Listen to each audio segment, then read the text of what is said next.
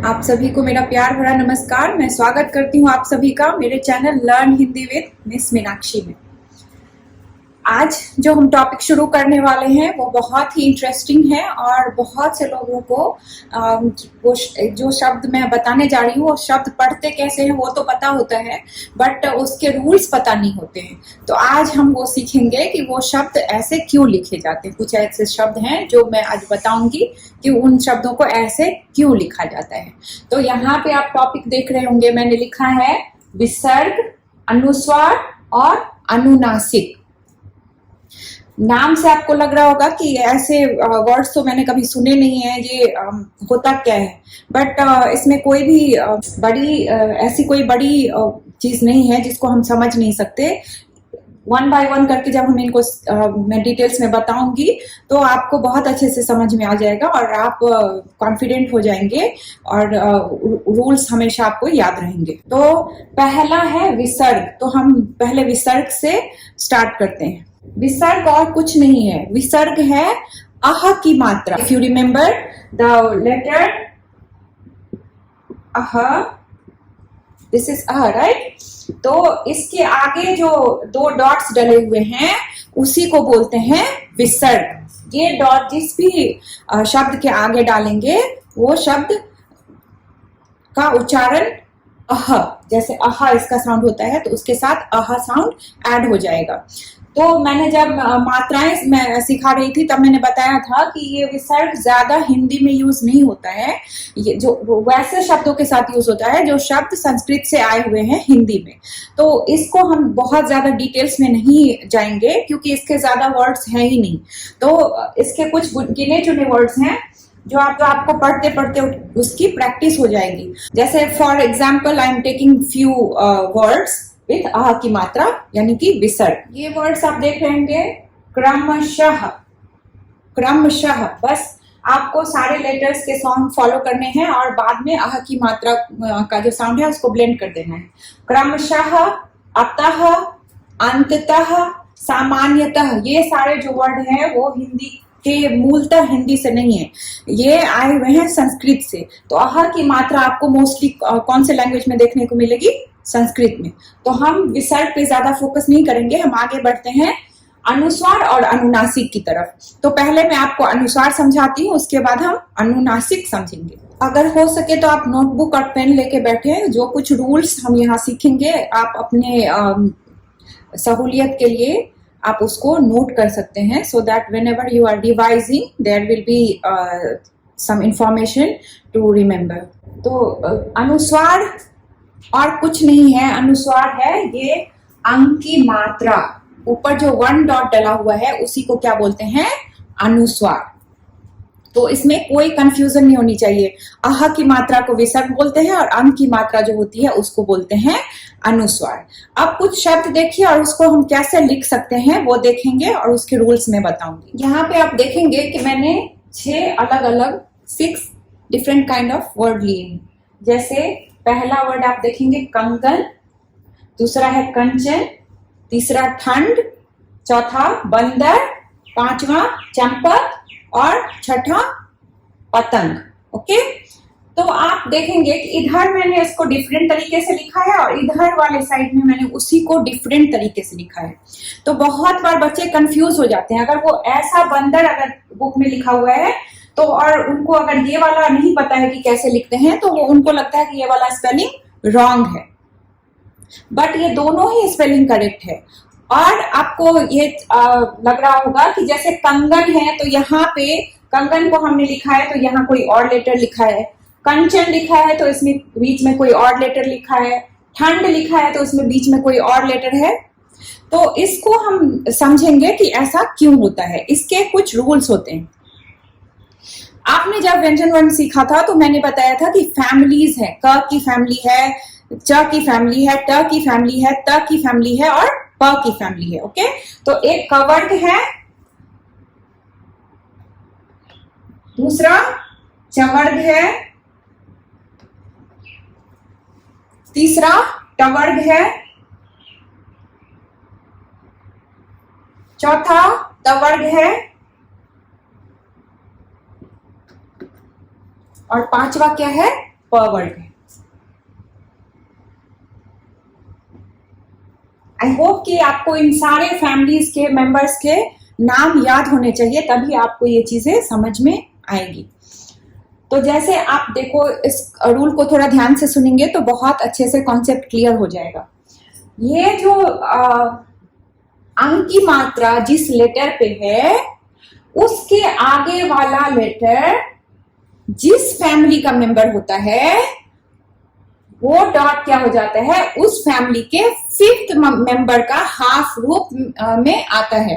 Okay, again I am repeating, the letter where the अंक की मात्रा इज देयर, उसके बाद after that which letter is coming, the fifth member of the family will come as a half letter instead of that dot, instead of that अंक की मात्रा। तो आप यहाँ पे देखेंगे, अगर हमने क को क पूरा लिख लिया यहाँ पे, राइट, क्योंकि क पूरा है, फिर अंक की मात्रा को हमें क्या चेंज करना पड़ेगा, ये कौन सी फैमिली का मेंबर है, ग, क की फैमिली का मेंबर है, राइट, क ख ग घ ङ। तो फिफ्थ मेंबर कौन सा होगा क की फैमिली का, क ख ग घ ङ।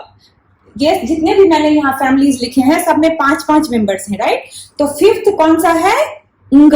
तभी हमने ये जो डॉट है उसको किस में चेंज कर दिया है, ङ के हाफ लेटर में। और हमें ये याद है कि जिसमें वर्टिकल लाइन नहीं होती है जिस लेटर में, उसको हम हाफ लिखने के लिए नीचे क्या लगाते हैं, हलंत लगाते हैं। तो यहाँ पे ङ में हमने हलंत लगा दिया, तो वो ङ क्या हो गया, हाफ लेटर। तो इसको हम कंगन ऐसे भी लिख सकते हैं। दूसरा एग्जाम्पल देखेंगे, यहाँ पे फिर देखिए क के ऊपर अंक की मात्रा है, उसके बाद कौन सा लेटर आ रहा है, च। च कौन सी फैमिली का मेंबर है, च वर्ग का, राइट। च वर्ग में कौन कौन से मेंबर हैं, छ छ ज झ न्या। तो हम च लिख देंगे और उसके बाद जो डॉट है वो कौन से रूप में आएगा, फिफ्थ मेंबर का हाफ रूप। तो न्या is the fifth member of the चवर्ग फैमिली। तो हमने क्या किया, यहाँ पे न्या का हाफ रूप लिखा है, एंड देन च एंड न्या विल बी सेम, उसमें कोई डिफरेंस नहीं होगा। तीसरा आप देखेंगे, ठ के ऊपर में डॉट डला है। सो याद रखिए, फर्स्ट जिसके ऊपर डॉट डला है उस लेटर से हमें कुछ नहीं लेना देना है, उस लेटर को हम एज यूजुअल लिखेंगे। उसके बाद वाला, जिस लेटर पे डॉट डला है उसके बाद वाले लेटर पे हमें ध्यान देना है कि वो कौन सी फैमिली का है। तो यहाँ ठ के ऊपर डॉट डला है तो हम ठ को ऐसे ही लिख देंगे, पर ठ के बाद कौन सा लेटर है, ड। अब ड कौन सी फैमिली का मेंबर है, ट ठ ड ढ ण, राइट। ये जो ड है वो टवर्ग फैमिली का एक मेंबर है। तो इसका हमें सोचना है कि फिफ्थ मेंबर, क्योंकि मैंने बताया डॉट क्या आएगा, फिफ्थ मेंबर का हाफ रूप आएगा। तो ट ठ ड ढ ण, राइट। तो फिफ्थ मेंबर इज ण। तो हमने यहाँ पे क्या लिया, ण का हाफ रूप लिया है। तो हमने ठंड को ऐसे भी लिखा है और ठंड को ऐसे भी लिख सकते हैं। फिर एक लेटर है, सॉरी एक वर्ड है बंदर, बंदर। ओके, तो अगेन ब के ऊपर डॉट है तो हमें ब से कुछ भी लेना देना नहीं है, ब को ऐसे ही लिखेंगे। ब के बाद वाला लेटर ध्यान देंगे, कौन सा लेटर है, द, राइट। आप ये सोचेंगे कि द कौन सी फैमिली का मेंबर है। इस रूल को समझने के लिए आपको सारे फैमिलीज के मेंबर्स याद होने चाहिए। ओके, तो द हमारी कौन सी फैमिली का मेंबर है, टवर्ग फैमिली का, राइट। द थ द ध न। तो अब हम सोचेंगे कि इस डॉट को हम किस में चेंज करेंगे, फिफ्थ मेंबर के हाफ रूप में, राइट। तो क्या हो जाएगा, त थ द ध न, द फिफ्थ वन इज न। तो हम उसका क्या लेंगे, हाफ रूप लेंगे। तो ब ऐसे ही लिखेंगे, न का हाफ रूप आएगा और द एंड र विल बी सेम। तो बंदर को हम दोनों तरीके से लिख सकते हैं। मैंने अलग अलग मेंबर्स लेकर के आपको समझाने की कोशिश की है ताकि आप कंफ्यूज नहीं करेंगे और आपको सारी फैमिलीज के मेंबर्स और रूल्स क्लियर हो जाएंगे। बस यही याद रखना है कि जहां पे आपने अनुस्वार देखा उस लेटर के बाद वाले लेटर को चेक करना है कि वो कौन सी फैमिली का है, और डॉट को किस में चेंज कर देना है, उस फैमिली के फिफ्थ मेंबर के हाफ रूप में। जैसे यहां पे देखिए चंपक, तो च के ऊपर डॉट है, हमें च से कुछ भी नहीं लेना देना है, च को हम चेंज नहीं करेंगे। हम क्या करेंगे, च ऐसे ही लिख देंगे। अब च के ऊपर डॉट है, उसके बाद जो लेटर आ रहा है वो कौन सी फैमिली का है, पवर्ग का, राइट, पवर्ग का है। तो प की फैमिली का हमें फिफ्थ मेंबर सोचना है, प फ ब भ म, राइट। तो फिफ्थ मेंबर कौन सा है, म। तो हम म का क्या करेंगे, हाफ रूप लेंगे। तो और प और क ऐसे ही रहेगा, उसमें कोई भी चेंजेस नहीं आएंगे। एक मैंने यहाँ पे मिड वाला भी लेकर दिखाया है कि अगर अनुस्वार जो है वो मिड में रहेगा तो भी वही रूल अप्लाई होता है। बस मैं आपको समझाने के लिए यहाँ एक एग्जांपल लेकर बता रही हूँ कि जैसे यहाँ पे प पे डॉट नहीं है, राइट, अनुस्वार प पे नहीं है, तो हम प को ऐसे ही लिख देंगे। अनुस्वार किस पे है, त पे, तो हम त को भी चेंज नहीं करेंगे, है ना। एंड देन उसके बाद वाला जो लेटर है वो कौन सी फैमिली का है, ग कौन सी फैमिली का मेंबर है, कवर्ग का, राइट। तो again what we are going to do, अनुस्वार को हम चेंज करेंगे फिफ्थ मेंबर के हाफ रूप में। तो क ख ग घ ग, तो अंग का क्या हो जाएगा, हाफ रूप यहाँ पे आएगा। तो आई होप कि आपको ये समझ में आ गया होगा कि हम दोनों तरीके से कैसे लिख सकते हैं इसको। जब हम वर्ण विच्छेद सीखेंगे तो ये वाला कॉन्सेप्ट आपको बहुत काम में आएगा वर्ण विच्छेद को समझने के लिए। तो इसकी प्रैक्टिस जरूरी है। तो मैं और कुछ वर्ड के एग्जाम्पल्स लेकर के आपको समझाती हूँ ताकि यहाँ पे जो भी आपने सीखा है उसका कुछ रिवीजन हो जाए। मैं इधर पहले वर्ड्स लिखती हूँ, बाद में हम देखेंगे कि उसको अलग तरीके से कैसे लिख सकते हैं।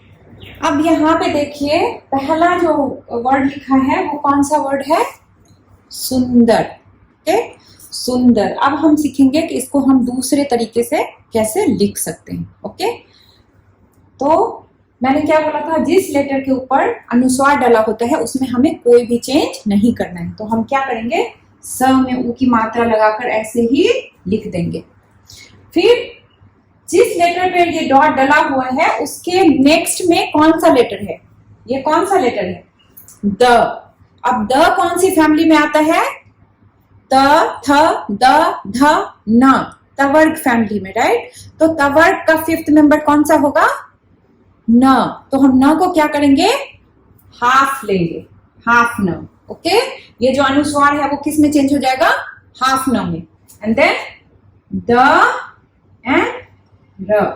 तो हम कैसे लिखेंगे, ऐसे भी सुंदर को लिख सकते हैं। दोनों सुंदर के स्पेलिंग करेक्ट है। यहां पे देखिए र के ऊपर अनुस्वार है, राइट। तो र में कोई चेंजेस नहीं होंगे। अब अनुस्वार को किस में चेंज किया जाएगा, which letter is this, ग, and which family it belongs to, कवर्ग की फैमिली, राइट। तो कवर्ग की फैमिली का फिफ्थ मेंबर कौन सा है, क ख ग घ ङ।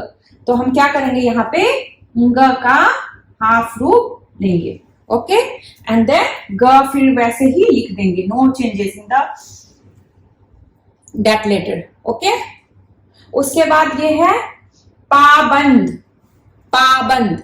तो पा नो चेंजेस, राइट। ब के ऊपर डॉट है तो हमें ब में कोई चेंज नहीं करना है। लास्ट जो डॉट वाला लेटर है उसके बाद जो लेटर आया है वो कौन सा है, द। और वो कौन सी फैमिली को बिलोंग करता है, तवर्ग की फैमिली को। तवर्ग का लास्ट लेटर क्या है, न। तो हम इस डॉट को किस में चेंज करेंगे, हाफ न में। ओके, तो हम पाबंद को ऐसे ही लिख सकते हैं, ऐसे भी लिख सकते हैं, ठीक है। नेक्स्ट वर्ड है संग। तो स again we are going to write the same, स एंड देन दिस जो अंग की मात्रा है what we are going to change, ग एंड ग। यहाँ पे हमने ग क्यों लिखा, क्योंकि ग कौन सी फैमिली का मेंबर है, कवर्ग का, राइट। कवर्ग का फिफ्थ मेंबर कौन सा है, ग। लास्ट है पंछी, पंछी। ओके, तो प में कोई चेंजेस होंगे या नहीं होंगे, नहीं होंगे, राइट। प के बाद वाला जो लेटर है वो कौन सी फैमिली से बिलोंग करता है? चवर्ग की फैमिली से। और चवर्ग का जो फिफ्थ पंचमाक्षर बोलते हैं, पंचमाक्षर। पंचम मीन्स फिफ्थ, ओके, अक्षर मीन्स लेटर। तो fifth letter of the family. आपको जब ग्रामर की बुक में आप रूल्स पढ़ोगे तो आपको लिखा मिलेगा पंचमाक्षर। तो पंचमाक्षर का मीनिंग याद रखना है, fifth letter of the family, okay. तो यहाँ पे पंचमाक्षर कौन सा होगा? च, छ, ज, झ, न्य। तो हम इसको क्या करेंगे? न्य का हाफ लेंगे और छ में बड़ी की मात्रा डालेंगे। तो आई होप कि ये वाला आपको कॉन्सेप्ट समझ में आ गया होगा बहुत अच्छे से।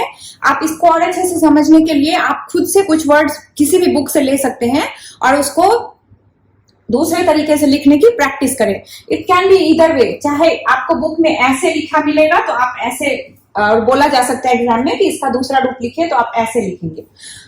तो either way it can be.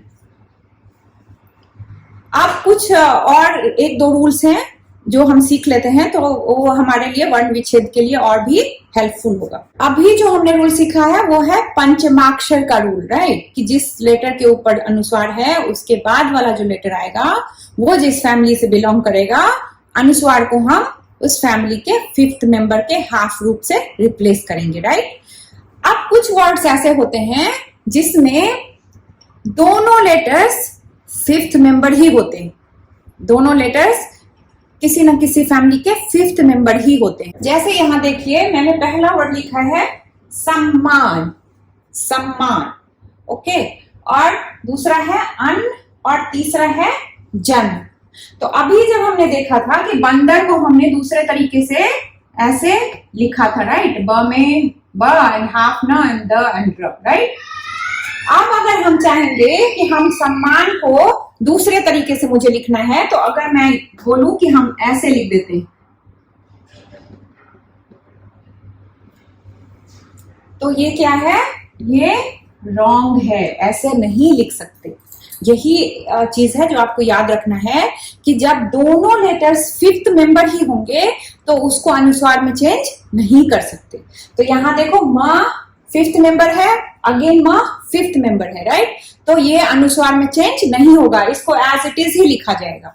तो जब हम वर्ण विच्छेद करेंगे तो इसका वर्ण विच्छेद कैसे होगा वो मैं आपको तब समझाऊंगी। बस अभी आपको ये याद रखना है कि दोनों अगर फिफ्थ मेंबर ही है तो उसको हम अनुस्वार में चेंज नहीं कर सकते। दूसरा भी देखेंगे, यहाँ पे अन्न, अन्न है तो न भी फिफ्थ मेंबर है, अगेन न भी क्या है? फिफ्थ मेंबर ही है त की फैमिली का। तो यहाँ पे भी हम अन्न को ऐसे नहीं लिख सकते, ये रॉन्ग है, ओके। और ये तीसरा देखिए, जन्म, तो न भी फिफ्थ मेंबर है और म भी क्या है? फिफ्थ मेंबर ही है। त की फैमिली का लास्ट मेंबर फिफ्थ मेंबर न है और प की फैमिली का फिफ्थ मेंबर म है। तो दोनों फिफ्थ मेंबर ही है, इसी वजह से इसमें भी कोई चेंजेस नहीं आएंगे।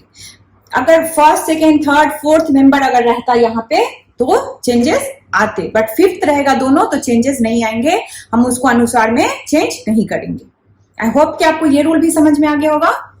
एक और चीज है जो हमने जब हम व्यंजन वर्ण सीख रहे थे तो हमने फैमिली सीखा था कवर्ग, चवर्ग, टवर्ग, तवर्ग और पवर्ग।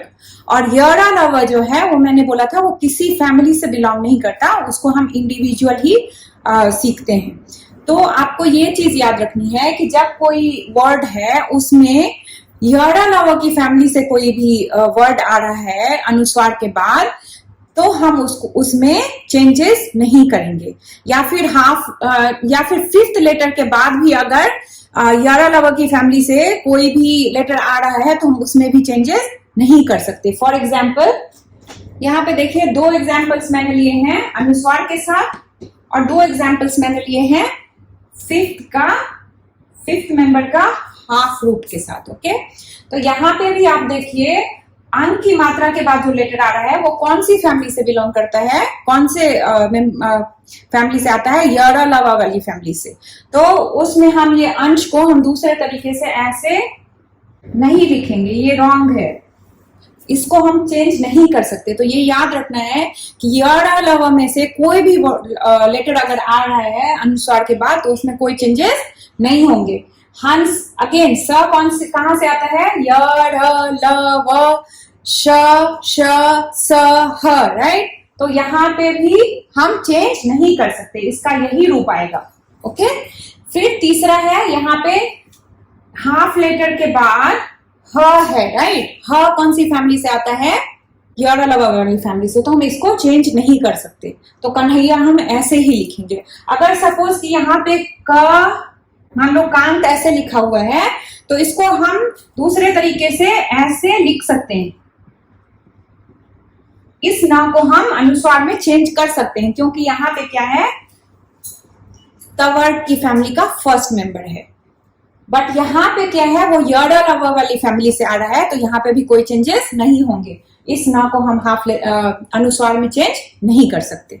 ओके, यहाँ पे भी सेम ही है। अन्य हाफ न जो है उसके बाद य आ रहा है, राइट। तो यहाँ पे भी कोई चेंजेस नहीं होंगे। तो आपको ये 3 रूल याद रखने हैं। पहला ये है कि अनुस्वार के बाद जो लेटर आएगा वो किस फैमिली से है, उस फैमिली के 5th मेंबर के का हाफ रूप आएगा अनुस्वार को रिप्लेस करके। ओके, दूसरा रूल याद रखना है कि अगर दोनों लेटर्स जो है हाफ लेटर और उसके बाद वाला लेटर वो दोनों 5th मेंबर ही हैं किसी भी फैमिली के, तो उसमें कोई चेंजेस नहीं होगा, उसको हम अनुस्वार के रूप में चेंज नहीं कर सकते। और तीसरा रूल याद रखना है कि अगर य र ल व श स ह वाले में फैमिली से भी कोई मेंबर्स आ रहे हैं तो उसको हम चेंज नहीं कर सकते। ना अनुस्वार को हाफ लेटर में चेंज कर सकते हैं और ना हाफ लेटर को अनुस्वार में चेंज कर सकते हैं। तो आई होप कि आपको अनुस्वार का कॉन्सेप्ट समझ में आ गया होगा। अब हम चलते हैं अनुनासिक की तरफ। फर्स्ट ऑफ ऑल हम समझ लेते हैं कि अनुस्वार और अनुनासिक में डिफरेंस क्या होता है। तो अनुस्वार जो होता है उसको जब हम बोलते हैं तो जो साउंड होता है वो नोज से आता है। जैसे हम कंग कंग बोलते हैं तो क बोलने के बाद जो अंग वाला साउंड है वो कहां से आ रहा है? नाक से, नेजल साउंड। ओके, तो अनुस्वार जब भी प्रोनाउंशिएट करेंगे तो वो साउंड कहां से आएगा? नाक से। ओके, बट ये जो अनुनासिक है इसका जब प्रोनाउंसिएशन करते हैं तो ये हमारे नाक और मुंह दोनों से ही होता है। ओके, जब मैं आपको एग्जांपल्स दिखाऊंगी और पढ़ के बताऊंगी फिर आपको और क्लियर होगा। फर्स्ट ऑफ ऑल अनुनासिक का साइन क्या होता है? ये है जिसको आप चंद्र बिंदु भी बोलते हो, है ना। तो ये चंद्र बिंदु को हम क्या बोलते हैं? अनुनासिक। अब आप जिस लेटर पे भी देखेंगे, जैसे एक वर्ड है आंख, तो आप अगर आ बोल रहे हैं तो आप मुंह भी खोल के रखते हैं और नाक से भी साउंड आ रहा है, तो मुंह और नाक दोनों से अनुनासिक को प्रोनाउंशिएट किया जाता है। ओके, जैसे दूसरा वर्ड देख लो,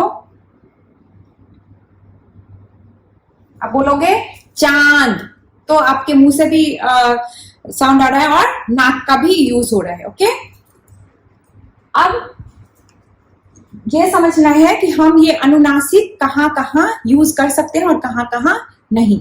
तो अनुनासिक जो है वो किसी भी लेटर के साथ तब यूज हो सकता है जब उसके शिरोरेखा पर कोई मात्रा नहीं होगी। अब ये शिरोरेखा क्या होता है?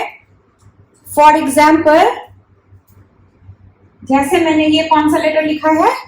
क, राइट। और मैंने आपको क्या बोला था कि हिंदी में जब तक हम इस लेटर के ऊपर एक लाइन नहीं डालते वो लेटर कंप्लीट नहीं होता है। ओके, तो ये जो लाइन हमने ऊपर डाला है उसी को बोलते हैं शिरोरेखा। क्या बोलते हैं? शिरोरेखा बोलते हैं। ओके, अब ये शिरोरेखा क्या होता है उसको हम पहले समझते हैं। तो जैसे मैंने एक यहाँ पे एक लेटर लिखा है क, राइट।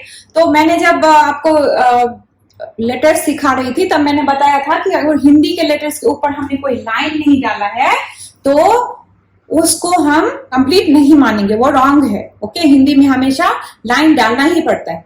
तो ये जो ऊपर हमने लाइन डाला है इसी को बोलते हैं शिरोरेखा। क्या बोलते हैं?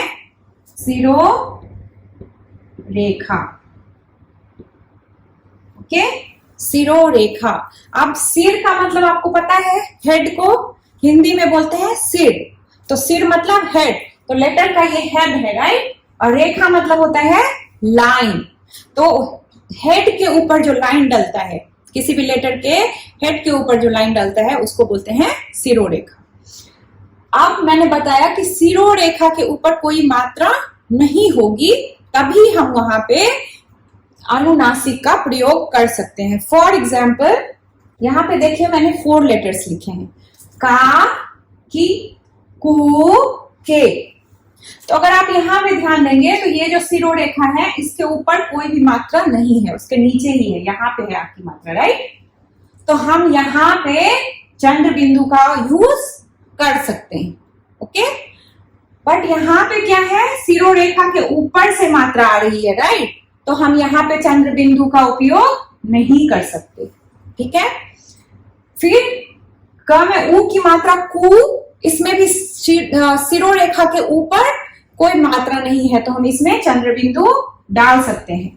और ठीक है, जो लास्ट है इसमें भी सिरोरेखा के ऊपर मात्रा है, एक ही मात्रा सिरोरेखा के ऊपर ही डलती है, तो इसमें भी हम चंद्र बिंदु का उपयोग नहीं कर सकते, ओके। तो आपको ये याद रखना है कि सिरोरेखा के ऊपर जब कोई मात्रा नहीं होगी तभी हम चंद्र बिंदु का उपयोग कर सकते हैं। आप जितने भी एग्जाम्पल्स देखेंगे उसमें आपको देखने को यही मिलेगा। यहाँ पे देखिए मैंने जितने भी वर्ड्स लिखे हैं, कांच, जांच, लांघना, लांछना, गांव, पांच, पूछ, सब में आप देखेंगे कि जो भी मात्रा है वो सिरोरेखा के नीचे ही है, ओके, ऊपर नहीं है, तभी हम इसमें चंद्र बिंदु डालते हैं, ओके। अब ये आपके मन में क्वेश्चन उठेगा कि अगर सिरोरेखा वाले शब्द के साथ आपको चंद्र बिंदु का साउंड सुनाई देता है तो आप फिर उसको कैसे यूज करेंगे, ओके। कुछ वर्ड्स ऐसे हैं जिसको आप जब प्रोनाउंशिएट करेंगे तो आपको अनुस्वार सुनाई नहीं देता है, आपको अनुनासिक सुनाई देता है, मतलब चंद्र बिंदु का साउंड सुनाई देता है। जैसे हैं, राइट, हम बोलते हैं हिंदी में कोई सेंटेंस अगर बोलते हैं मेरे पिताजी आए हैं, तो लास्ट में जो हम हैं बोल रहे हैं उसमें अनुस्वार का साउंड नहीं है, क्या है, अनुनासिक का साउंड है, राइट। तो उस केस में क्या हो जाता है, वो जो अनुनासिक है वो चंद्र बिंदु नहीं रह करके हम डॉट के रूप में उसको यूज करते हैं। तो आपको ये कंफ्यूज नहीं करना है कि जब मात्राएं सिरोरेखा के ऊपर है और उसके साथ जो डॉट आया हुआ है तब आपको ये कंफ्यूज नहीं करना है कि वो अनुस्वार है या अनुनासिक। आप उसको जब उस शब्द को प्रोनाउंशिएट करेंगे तो आपको समझ में आ जाएगा कि वो अनुस्वार नहीं है, वो अनुनासिक है। फॉर एग्जाम्पल मैं यहाँ पे कुछ शब्द लेकर बताती हूँ। जैसे देखिए यहाँ पे मैं हम जब बोल रहे हैं मैं, तो आपके मुंह और नाक दोनों से आवाज आ रही है, राइट। ये तो अनुस्वार नहीं है, क्या है, अनुनासिक है। हम इसको ऐसे नहीं लिख सकते, नहीं लिख सकते, राइट। तो ये क्या है, अनुनासिक है, अनुस्वार नहीं है। यहाँ पे भी है, तो हा के बाद आपको चंद्र बिंदु वाला जैसे नाक से बोलते हैं वैसे वाला साउंड सुनाई दे रहा होगा, तो है भी क्या है, इसमें भी अनुनासिक का साउंड है। आई, मेरी माता जी आई हैं, मतलब आप किसी रिस्पेक्टेड पर्सन के लिए जब यूज करते हैं तो आई बोलते हैं। और अगर आप अपने हम उम्र के लिए या फिर अपने से छोटे के लिए यूज करते हैं तो आई, जैसे मेरी छोटी बहन आई है, ओके, मेरी माता जी आई हैं। तो ये नाक वाला जो साउंड सुनाई दे रहा है यहाँ पे वो क्या है, अनुनासिक है। तो आई होप कि आपको ये भी समझ में आ गया होगा। अब एक चीज और मैं यहाँ पे बता दूं, वैसे तो मैंने जब आपको मात्राएं समझा रही थी तो बताया था, but just want to clear कि आप यहाँ कुछ वर्ड होते हैं जैसे सिर्फ ये डला होता है, इसमें डॉट नहीं होता है, ये वाला जो डॉट यहाँ पे चंद्र बिंदु में डाला है वो नहीं होता है, राइट। तो ये जो है वो चंद्र बिंदु नहीं है, इसको क्या बोलते हैं, आगत। मैंने पहले भी बताया है, इसको बोलते हैं आगत। और इसका साउंड डिफरेंट होता है, वो आ और ओ के बीच का साउंड होता है, ओ, जैसे फुटबॉल, ओके। तो यहाँ फुटबॉल जो लिखा है तो ब अ का साउंड आ रहा है, इसी वजह से ये आगत का साइन डला है, तो इसको फुटबॉल नहीं पढ़ेंगे, राइट। यहाँ पे ये चंद्र बिंदु नहीं है। आई होप कि आपको अनुस्वार, अनुनासिक और विसर्ग अच्छे से समझ में आ गया होगा। अगर स्टिल आपको कोई डाउट है तो आप मुझसे क्वेश्चंस पूछ सकते हैं कमेंट बॉक्स में।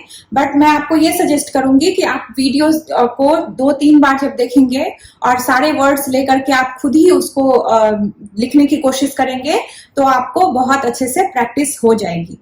मैं उम्मीद करती हूँ कि आपको आज का मेरा वीडियो पसंद आया होगा। अगर पसंद आया है तो लाइक कीजिए, शेयर कीजिए, सब्सक्राइब कीजिए। धन्यवाद।